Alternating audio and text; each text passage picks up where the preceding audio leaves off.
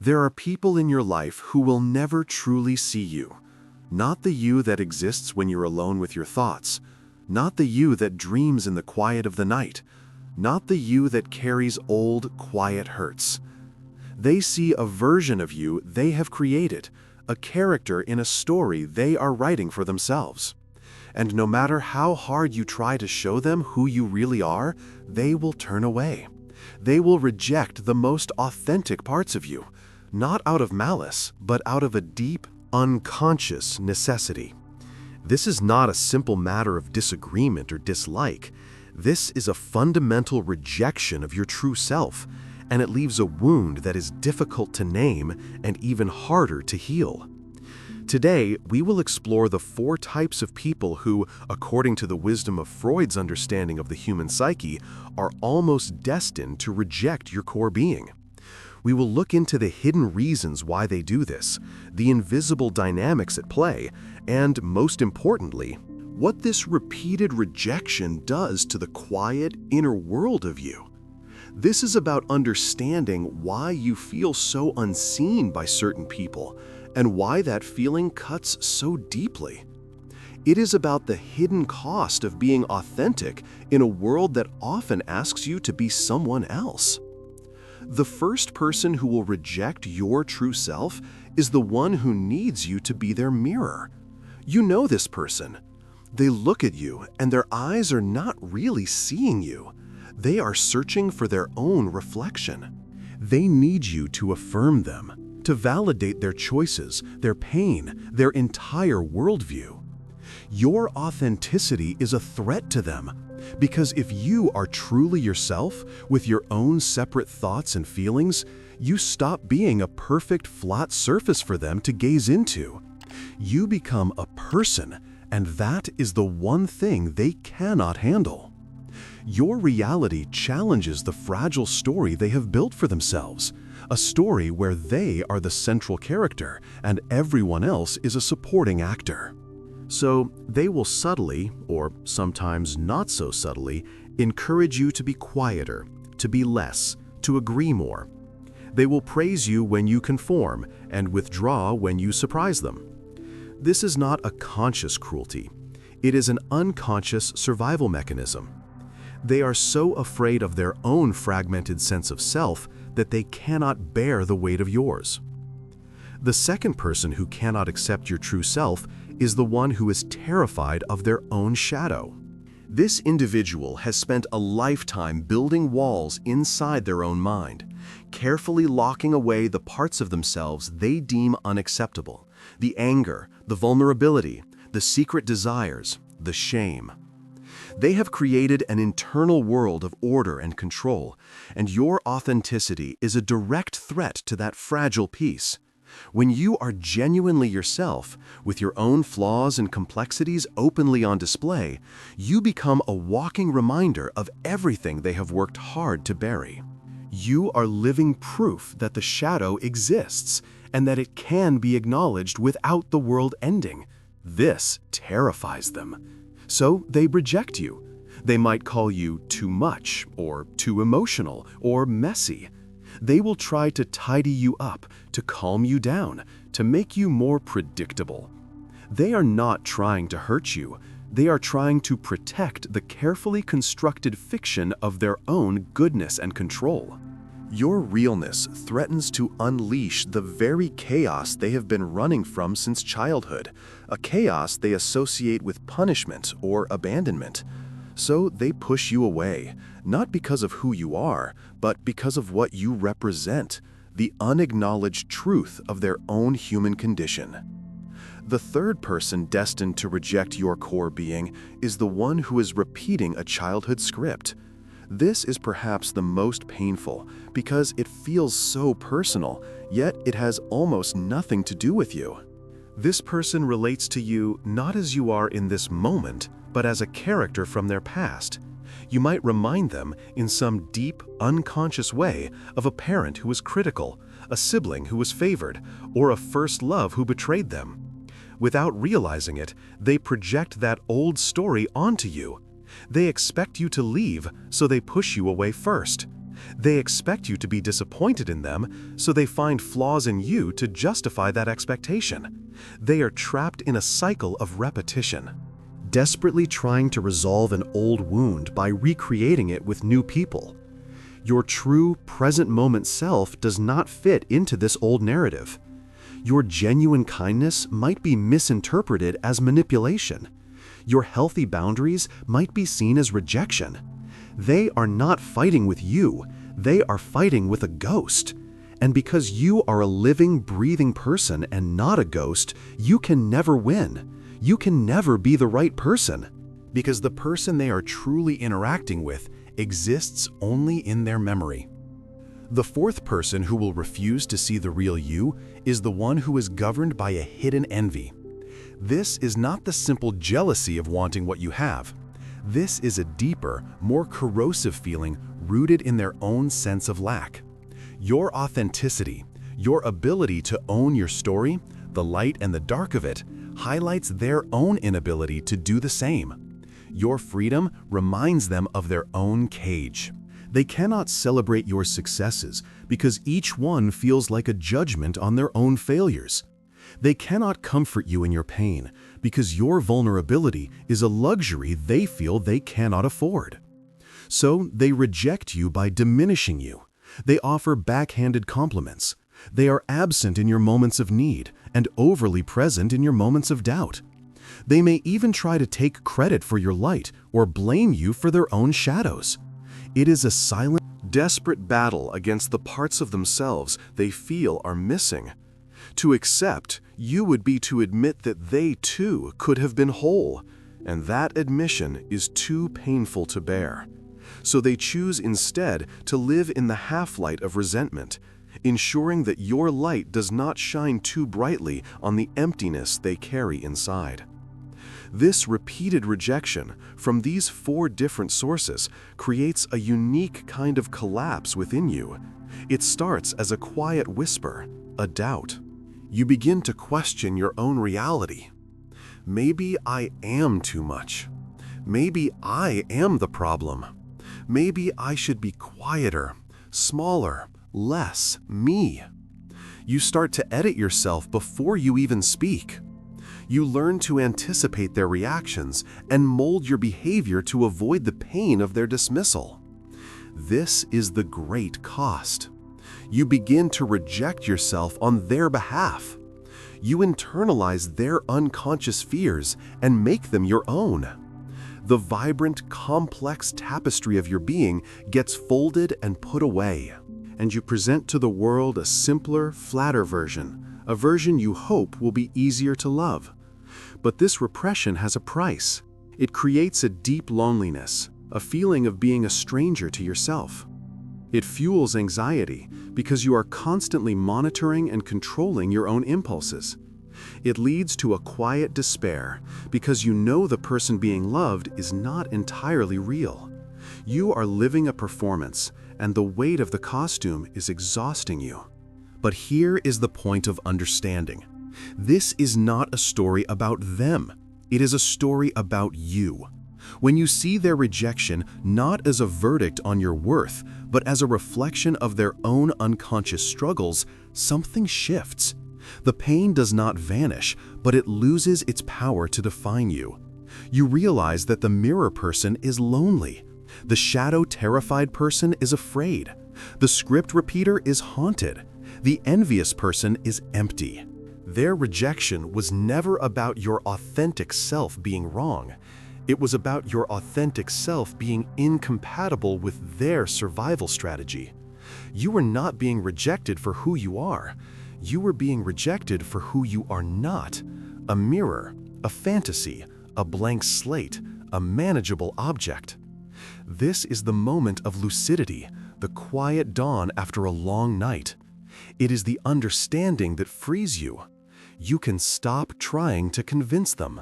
You can stop twisting yourself into shapes that were never meant for you to hold. So I ask you now, as the silence settles in this space between us, in the quiet corners of your life, whose rejection have you been carrying as a secret judgment on your soul? Have you been trying to polish a mirror, calm a ghost, or fill an emptiness that was never yours to fill. If these words have found a home in your thoughts, if they have given a name to a quiet hurt, then this channel is a space for you. Consider liking this video and subscribing for more.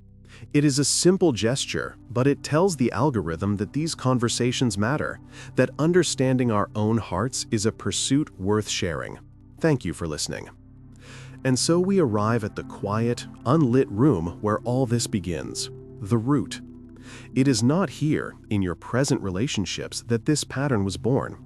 It was born long ago, in the soft, impressionable soil of your childhood. This is where you first learned what it meant to be seen, or not seen.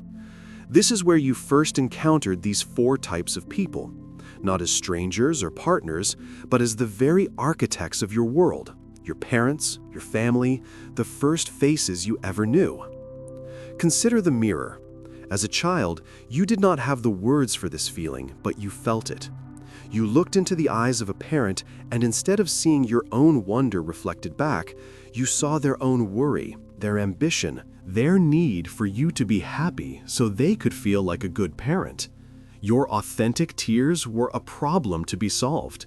Your genuine anger was an inconvenience to be quieted. You learned, slowly, that to receive love, you had to reflect back what they needed to see.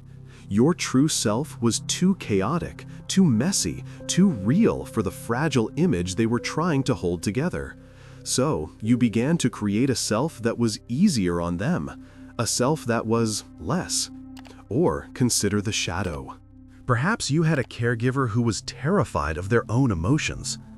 Any display of big feelings, your childhood tantrums, your loud laughter, your profound sadness, was met with discomfort, with a plea for order, with a sharp, calm down. You learned that your emotional world was a dangerous place, something that could upset the delicate balance of the adult world. Your authenticity was a threat to their control. So you learned to swallow your feelings. You put your shadow in a box. And you handed them the key, believing this was the price of love and safety. For the one repeating the script, the root is even more direct. You may have been born into a role. You were the responsible one, the problem child, the peacemaker, the replacement for a lost loved one. You were not seen as a new person with your own destiny, but as a character in a family story that was written long before you arrived. Your true desires, your own personality, did not fit the narrative. If you tried to step out of your assigned role, you were met with confusion, anger, or withdrawal. You were loved for the part you played, not for the person you were. And so you learned that to be loved, you had to stay in character. And the hidden envy? It can begin with a sibling, or even a parent who saw your childhood freedom as a painful reminder of their own lost innocence. Your natural joy was met with a subtle coldness. Your achievements were met with a silent comparison. A sense that your light was making their own dimness more obvious. You learned to hide your successes, to downplay your happiness, because your authenticity was causing someone you loved pain. You began to believe that being fully yourself was an act of selfishness, that your wholeness was a criticism of their brokenness. This is the great unconscious bargain we all make in childhood. We trade pieces of our true self for the promise of connection, for the illusion of safety. We learn that certain parts of us are acceptable and other parts are not. We internalize these rejections not as their limitations, but as our own flaws. The message is not, "I cannot handle your true self," but "your true self is too much to handle." And we carry this belief, this foundational wound, into every relationship that follows. We go into the world expecting to be mirrors, expecting to hide our shadows, expecting to play a part, expecting to dim our light. And we are drawn to people who confirm this old, familiar story. We find the mirror person because we are already an expert at reflecting. We find the shadow-terrified person because we are already an expert at hiding. We are not just victims of their rejection. We are unconscious participants in a dance we learned in that first formative home. The people who reject your true self in the present are simply echoes of the first rejection you ever knew. They are familiar. And the human heart, in its deep and often misguided wisdom, is always drawn to what is familiar, even when what is familiar is a quiet, soul-crushing pain. And so you carry these old, invisible contracts into your adult life. You walk into rooms already edited. You meet people already braced for their reaction. You have become so skilled at managing the expectations of others that you have lost the map back to yourself. This is the collapse. It does not happen in a single dramatic moment. It happens in 1,000 small surrenders. The time you bit your tongue instead of speaking your truth. The moment you laughed at a joke that hurt you. The occasion you pretended to be fine when you were breaking inside. Each time, a small part of you goes silent, a light is dimmed, and you tell yourself it is for peace, for love, for survival. But the cost is a slow erosion of your own spirit. You find yourself in relationships that feel like familiar ground. But it is the ground of a battlefield, from childhood. The mirror person feels like home because you have spent a lifetime perfecting your reflection. The shadow-terrified person feels safe because you are an expert at keeping your own chaos locked away. You are drawn to the script repeater because you already know your lines. And the envious person? Their resentment is a language you understand because you have been taught that your own light is dangerous. You are not just attracting these people by chance. You are seeking them out because your unconscious mind mistakes this painful dynamic for love. It confuses the ache of familiarity for the warmth of connection. And then the repetition begins. The same arguments, the same feelings of being misunderstood, the same quiet desperation. You try harder. You become a better mirror. You hide your shadow more completely. You play your part more convincingly. You dim your light until it is almost gone. But it is never enough, because you are trying to solve a problem that is not yours to solve. You are trying to heal a wound in them by inflicting a deeper wound on yourself. The exhaustion sets in, a deep, bone-tired fatigue that sleep cannot cure. It is the fatigue of a performance that has run for too many years. You look in the mirror and see a stranger wearing your face. You feel a profound loneliness even when you are surrounded by people, because the person they are with is not you. And you have been alone with the real you for a very long time. This is the price of the bargain. The anxiety that hums under your skin is the energy it takes to keep your true self imprisoned.